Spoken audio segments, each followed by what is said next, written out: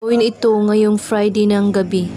Ang ritual na ito ay magiging dahilan upang habul-habulin ka ng inyong mahal.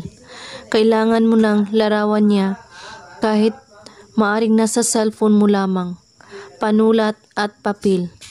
Kailangan buo ang inyong isipan at kalmado ka. Kung ikaw ay may problema, ay huwag mo itong gawin.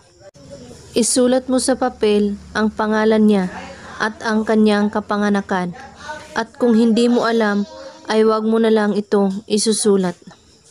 At sa likod ng papel ay isulat mo ito. Hahabol-habulin mo ako lagi.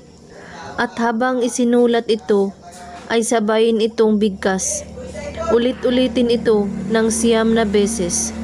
At saka titigan ang larawan niya at banggitin ang pangalan niya at sabihin mo, hahabol-habulin mo ako lagi.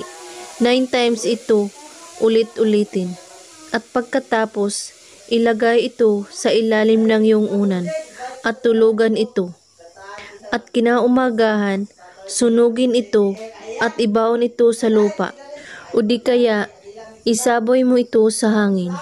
At kailangan, kapag gumawa kayo nito, buo ang inyong paniniwala at walang ibang iniisip at pagdududa.